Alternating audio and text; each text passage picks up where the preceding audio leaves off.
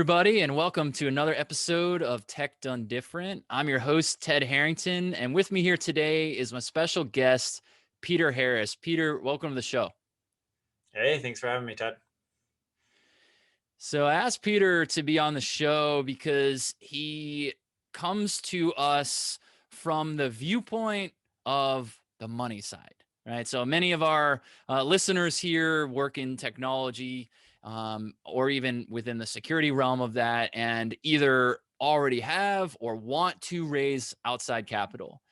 And so I thought, well, hey, let's get somebody who does that for a living. But not just anybody. Let's get somebody who approaches that a little bit differently. So, Peter, maybe a place to start would be you were talking about how when you and I were talking, not yet on this episode, you were talking about how you guys approach what you guys do, investing in companies slightly differently. So maybe let's start there. If you could just give that brief introduction, and in particular, what I'd like you to narrow in on is what did you see that was broken about the way things currently worked, or maybe broken's too strong of a word, but you saw something that said we got to do it differently. What was it that you saw, and why did you want to do it differently? Yeah, it's a great question. So, yeah, let me tell you a little bit about our fund. So, the fund is called the University Growth Fund. You can look us up online. It's ugrowthfund.com. And the way I describe our fund is there's kind of two sides of the house. So, one side is the traditional investment side, right? We manage about $50 million in assets. We co-invest alongside some of the top venture and private equity funds across the country. We make investments as early as like a Series A. So when a company is doing, 1 to 3 million in revenue, all the way up to pre-IPO deals where they're doing, hundreds of millions in revenue. So pretty broad range. And then we also invest across a wide range of sectors as well. So enterprise software, consumer tech. We've done some consumer products, fintech, semiconductor, et cetera.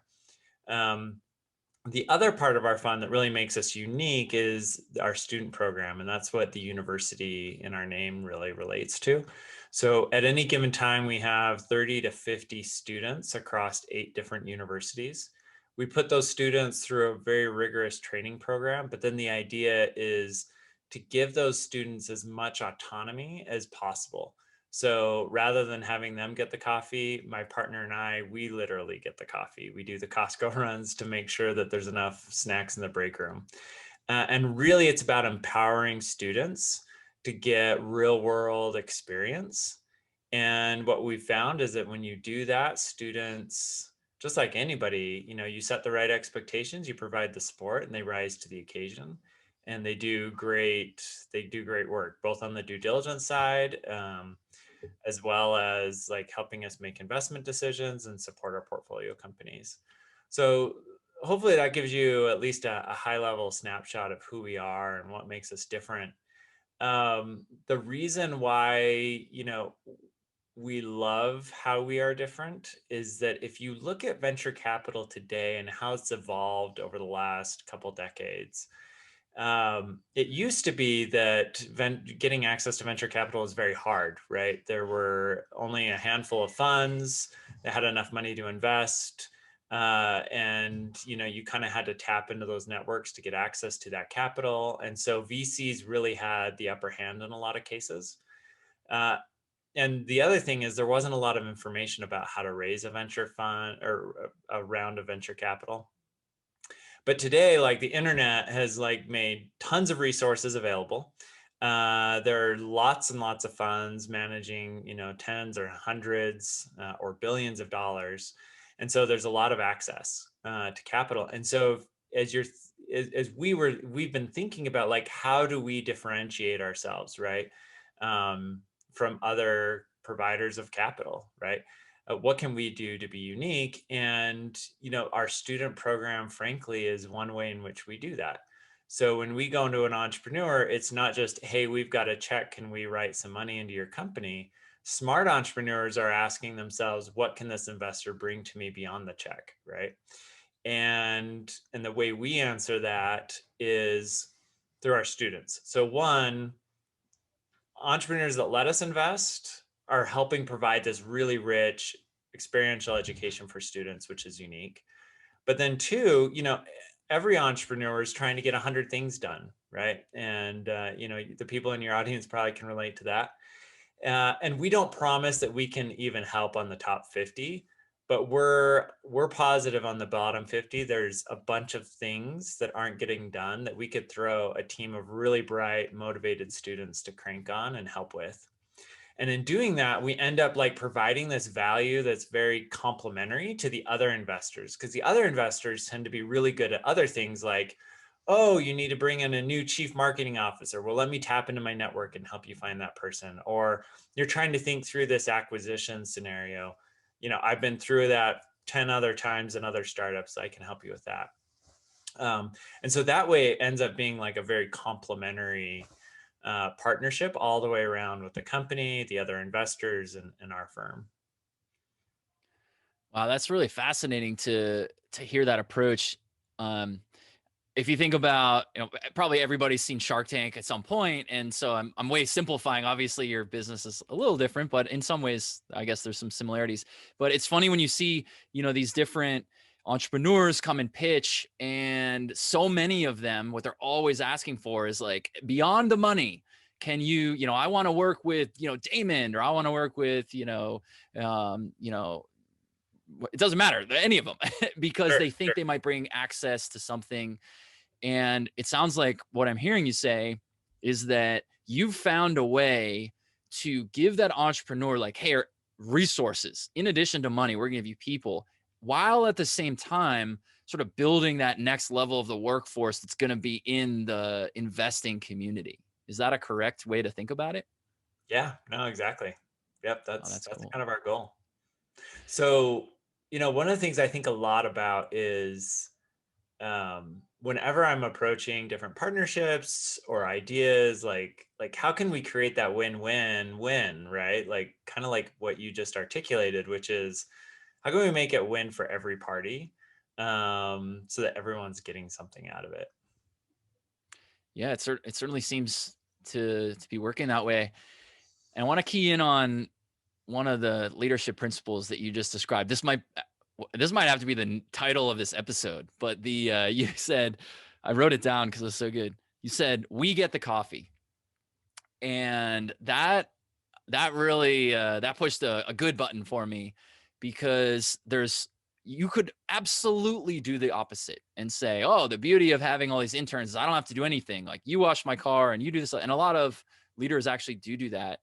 So tell me about, how did you arrive at sort of this way of thinking about how this sort of servant leadership that you're describing, how it's your job to make sure that the students can deliver value?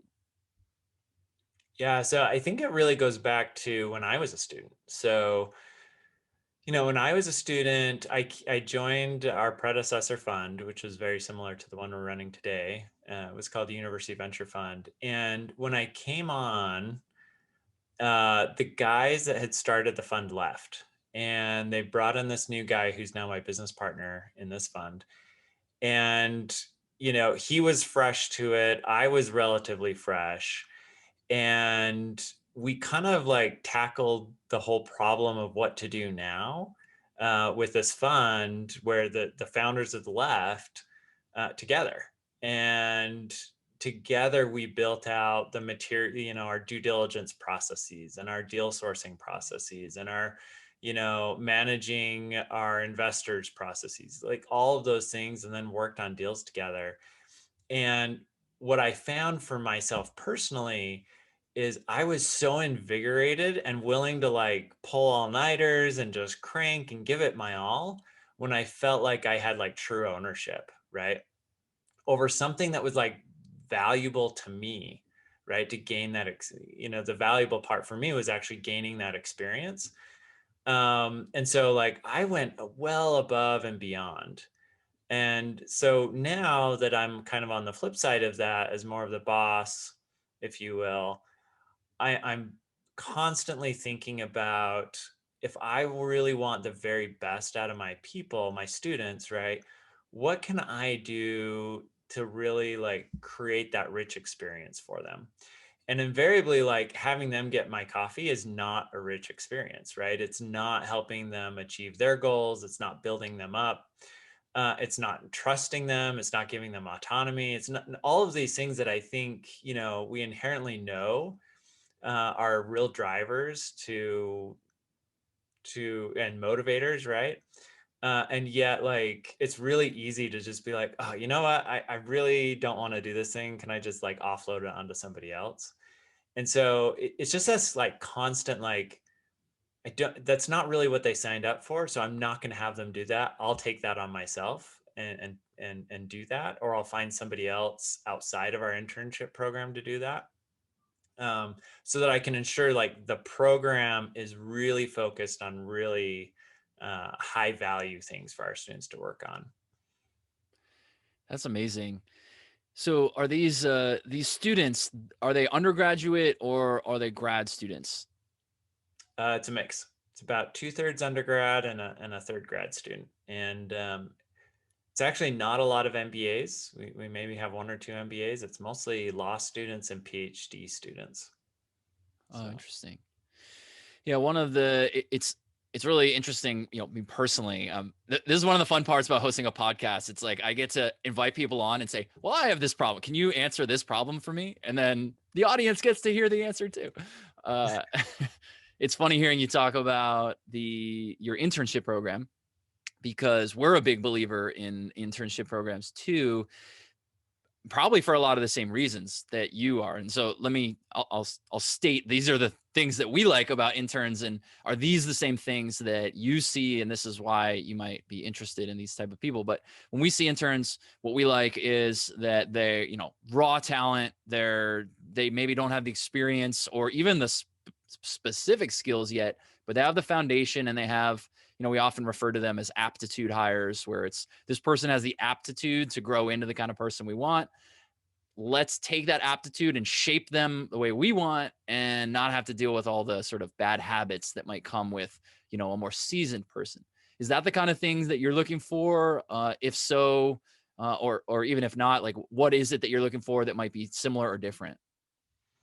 yeah, so it's a good question. So when you think about venture capital, how many people actually have any experience in venture capital? Like, not very many. And then Right. you add on top of the fact that they're students, so they're even less likely to have any like real experience. So it's not that like we can go and look at these interns and say, oh, well, we're just going to pick the ones that have like a ton of experience to bring to the table, because nobody has it. And so and this is what I tell applicants is I look for three things. I look for people that are really smart, because in venture capital, invariably, the thing that's great about it is also one of the biggest challenges. And that is that you constantly have to be learning. You're evaluating new business models, new technologies, meeting new people. Like, it is just a constant flow of new information. And so you got to get up those learning curves quickly, because you have to make, $1 million decisions in a very short time period. We also look at or look for people that are super passionate about something related to what we do. It doesn't even have to be venture capital specifically, but it's got to be like entrepreneurship or technology or investing.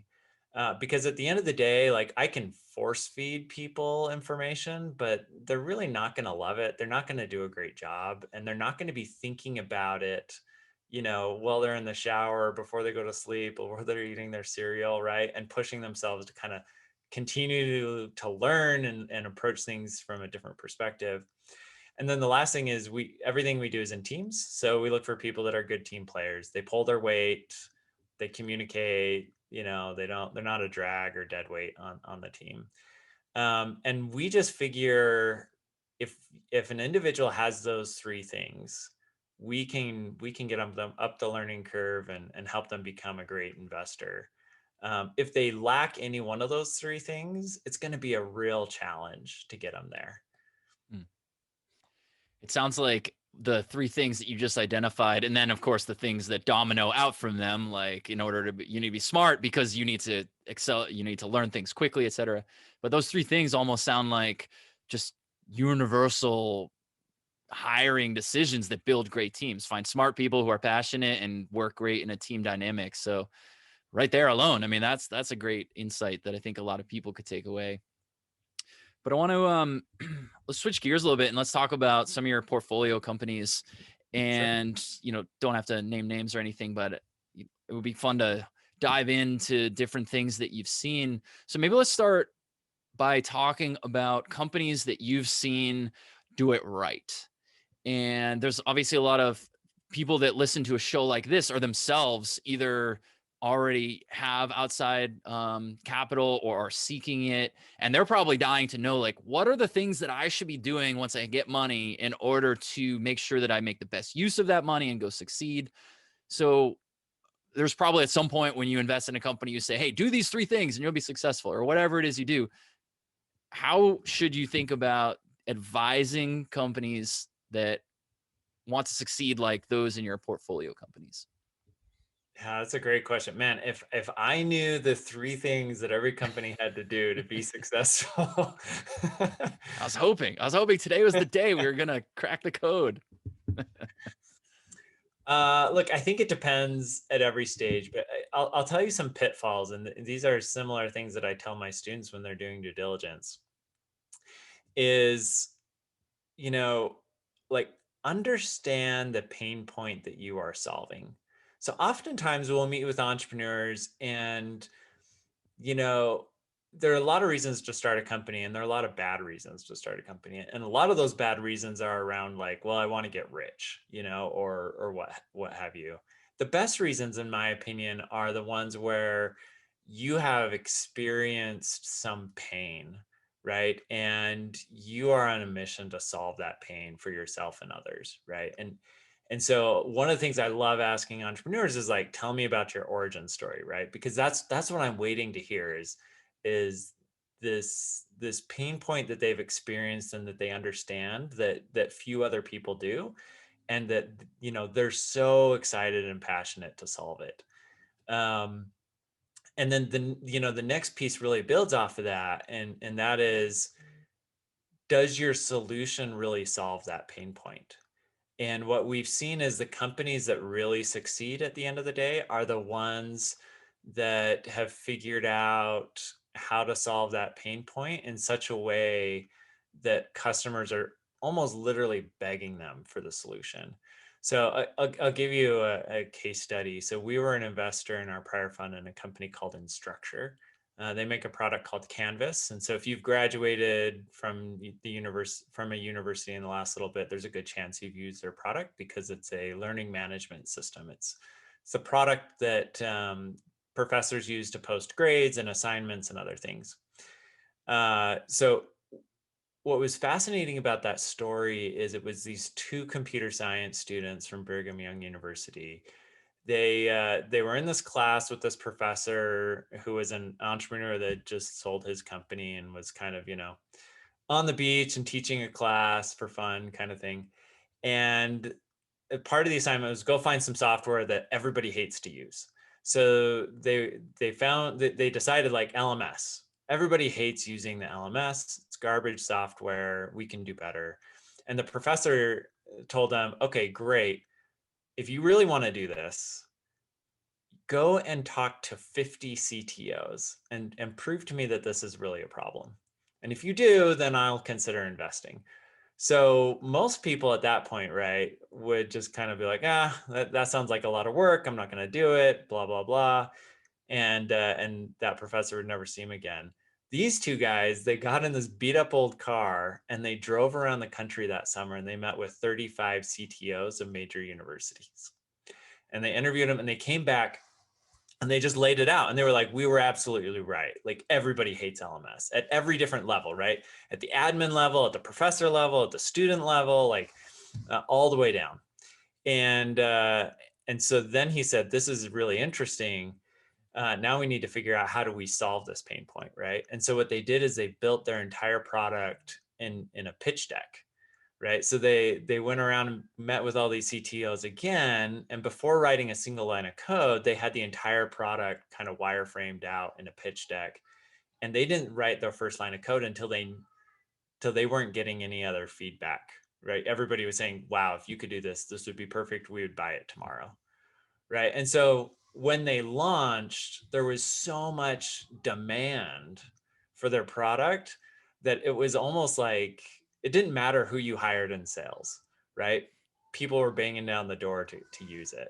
And so when we're looking at companies, like I'm constantly looking for that same type of solution to a massive pain point, right? Where it's like it doesn't even matter who you hire, almost like you're going to be able to sell a lot because people are just dying for that product. That's such powerful and really timeless advice, right? To understand the problem that you're solving and then make sure you actually solve it. And you see it all the time. The opposite is what's happening, where companies are like, "Oh, I can sell this thing. I know how to do this thing, and our customers will buy it because it's the best, it's the fastest, whatever." And that doesn't necessarily always connect. But one of the other problems is people don't even know how to talk about it, right? If you look at most marketing websites, it's like, we do this, we do that, we do that, with no real mention of, like, it's implied maybe, but no real mention of the problem. And the way you just laid it out, which was, we're not doing anything until we understand the problem. And then it's like the solution sells itself. That's what a wonderful way to think about it. And would you say that it's common that, I mean, I know you're looking for that. So maybe in your case, that's most of what you see of the companies you invest in, but do you think it's common that people think about it that way? Um, no, honestly, I don't. I Yeah. think more often, right, it's like, oh, well, I saw kind of this problem and it seems like a lot of people have this problem. So I think I'll come up with a solution that I think would work for it, right? And they'll put something together. But that's very different from like, you know, going out and almost building the product in a wireframe format with hundreds of customers before you ever even start, right? Um, and really doing the homework. So there's this concept called like an earned secret, right? And I love that concept of like it's a secret, nobody else really knows about it, largely because you had to put in the time and energy to learn it, right? It wasn't like there weren't other LMS products out there that were super well funded and so on and so forth. I think the big difference is that those companies in many cases got complacent and they weren't willing to do the work to really figure out what the pain point was and solve it at that point. Do you think that that work, must it happen before a solution is built, or can someone who already has a built solution, can they go to their customers now and say, "Hey, tell me about the pain point that you have"? I think you can, but what I'll say is that the later down the road like the further down the road it is before you do that, the more painful it will be to make the pivot, right? So we have another company that they they were growing super fast, but the problem was is that they were solving a pain point that wasn't they thought they were solving one pain point, but in reality they were solving this totally different pain point. And it took them a long time to figure out what the like one they realized that the pain point they were actually solving for their customers was was not a pain point. Those customers were not great customers, right? They were Mhm. mostly small businesses. They turned off the platform really quickly. They didn't appreciate the value that was being created outside of the first time that they used the product. So there were a lot of challenges, and they spent a long time kind of in the wilderness, working with a lot of different customers with their technology before they finally found a subsection of their customer base that really felt a really strong pain point. And now they've finally built out their product to really address that niche market, and they're starting to grow and do really well. But man, it was like 3 years of pain and suffering in the wilderness before they found that. And so there were times where I thought, man, like should they just shutter this thing and start over, right? And to their credit, they didn't, and they persevered and really found that great niche. But how much better off would they have been, right, if they had understood that pain point and their customer base like better earlier on? Yeah. Yeah, that's pretty powerful. Most companies probably assume, right, that, oh, I know my customer. I talk to them all the time and they write me all these checks, but don't necessarily ask that sort of probing question that get where the customer says, "Well, I really actually hire your service or your product or whatever because of this other reason. It saves me time. I don't care about that other thing that you talk about. It's like this little subset." I see that actually happen quite a bit. So that's good advice. So I'm a security guy. I know that you are, that's not your necessarily area of expertise, but I do want to ask you a couple questions from a security viewpoint that would be, uh, as an investor, I would like to understand how you think about security a little bit. So when you're looking to invest in a portfolio company, to what extent is the security of that solution considered during due diligence, or is it even considered? So it depends. I would say there are varying levels. So if we're looking at like an e-commerce business, let's say, or consumer products business, right? It's almost like check the box. Like, are they doing kind of the basic normal things that you would expect for an e-commerce business to be protecting their customers' data, et cetera, et cetera. But frankly, it doesn't really get a lot of attention. But as you go up that curve, right? So we were an investor in Fastly on the CDN side of things. And in that case, we did spend a decent amount of time trying to really understand the security side of their business because, it's one thing if somebody steals, some names, addresses, maybe even credit card information of a e-commerce consumer. That's horrible, don't get me wrong, but it's a totally different thing, right, when somebody can hack into like Spotify, right, because you're their CDN and you didn't do a good job on security, right? So it kind of varies based on the business and the level of threat that a poor security implementation represents. But I will say, like, in the grand scheme of things, like security probably doesn't carry as much weight as it probably should in when doing due diligence. That's interesting. Is that because it's in your eyes or the eyes, I guess, of the investing community, more of an emerging topic area? Or is that because even if you invest in a company and it gets like the worst possible security breach you could possibly imagine, that still doesn't really impact you that adversely? Like, why is it, do you think, the security doesn't raise to a very high level?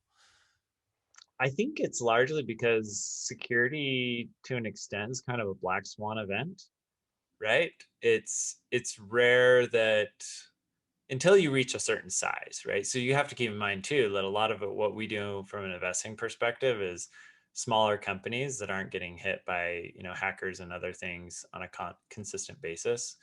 And so it's just hard to evaluate the probabilities of that happening, right, on a startup. And it's also kind of like, well, there's all these other things that could also kill the business. So, Yeah. where do you put your time and energy and resources, right? Sure. Yeah. You have to assess risk. I mean, you're doing that with every element of, is this business going to succeed? Will it actually hit our multiple? Can this management team actually deliver? What if maybe let's ask the question from the other perspective. If you were considering investing in a company or a handful of companies, and one of those companies could demonstrate to you their investment and adherence to security, they could show you the types of testing they've done and how their platform actually performs from a security perspective. Would that make them in any way more interesting to you, or would you be willing to go with a higher valuation as you invest? How does the fact that someone can prove security influence your thinking in any way? or does it? So I would say unless it's a true competitive advantage, it's going to be viewed as like table stakes, right? It's like check the box. Like, are you doing what you need to do to to keep your data secure, et cetera, et cetera. But the flip side of that is, going back to that pain point, if the security implementation and solution that they've developed really gives them something unique to talk about, and their customer really needs it, right? Because without it they're exposing themselves to a lot of risk. uh, then I think it makes a big difference, right? And could result in a much higher valuation, or at a minimum like a lot more interest in investing in the company. So that's pretty cool to hear. I wrote a book that just came out that one of the arguments that I make in the book, a central argument, is that security is actually a competitive advantage and I wrote it in the context of in the marketplace, as opposed to competitive advantage to get funding. Um, and the reason for that is that there's sort of these competing factors going on. On one hand, you've got the buyers of these solutions, like the users, they want to use software that's secure. So Yep. that's one factor. The other factor is almost nobody knows how to talk about security at all. And so I wrote this book to say, look, here's how you secure it, and then here's how you prove it. And what I just heard you say is that, well, so let me finish that. So once you prove it, then that delivers you the competitive advantage. And what I just heard you say is once you have that competitive advantage, that's something that would be appealing. Like if you had a company come to you that said, here's how we go way above and beyond on security, this is why it matters to our customer, that would be something that you would see as a value worth a premium. Yeah, absolutely. And to the extent that you can say, hey, look, this is something that none of our competitors are even thinking about, right? But here's where our customers have said repeatedly that it's critical to them, right? That to me is like pretty interesting and something to Yeah. pay attention to, right? It's like, okay, like this is actually when they're going out to sell this thing, right? They have an edge. And then as they service that customer, I can maybe feel a little bit more confidence as an investor that they're not going to get blindsided by some external threat, right? Like Mhm. one of their competitors might. Yeah. Yeah, and that does matter. Or I mean, it varies, I should say, from industry to industry. Like there's a company that I know that they're in agriculture, and I'm paranoid about everything. And so I'm like, well, the food supply. And they're like, bro, we make potatoes, just calm down. So they're not super worried about it. But then we have other customers who work in the movie business, and they're like, no, the studios care very seriously about security. So our bit, like anyone who sells anything to a movie studio, in terms of a software solution, they absolutely need to be at that higher level. And so it's, yeah, to your point, it's just sort of different across the board. That's really interesting. Yeah. Well, and you think about how much that's evolved over time, where it's not even enough to have a solution. See, I'm just thinking about like Home Depot and one of the hacks that they underwent, where they thought they were doing everything the right way, and it was one of their suppliers' products, right, that ended up being the back door into Home Depot, right? And so it's like it's not even enough anymore for Home Depot to do everything right, but they really have to have everybody else that they participate with, have really good security implementations. Oh yeah. I mean, that's, that is an enormous, complex problem. How do you deal with the supply chain of how all these different, suppliers essentially integrate with each other? And I don't know if we have enough time right now to unpack that particular beast, but yeah, you're totally right. Cool, man. Well, so as we wrap up here, you're probably spending a lot of your time thinking about what's coming around the corner. So maybe my last question to you would be, what do you see that's coming for our audience here that's themselves building some of these types of solutions? Many of them try to secure them. Where are things going in terms of investing in technology? Yeah, it's a good question, and I wish I was more of an expert in the security space. But some things that come to mind when you ask that question. One is there's this whole movement around no code, low code, right? So how can we empower non-programmers to be able to start automating more of their tasks? My guess is that there's probably a lot of really interesting solutions from a low code, no code perspective in the security space, right? How can you empower people that aren't dealing with security on an everyday basis to do things to make what they do more secure, right? Without having to get into the weeds of the IT infrastructure and so forth. Um, so I think there's probably some interesting opportunities there.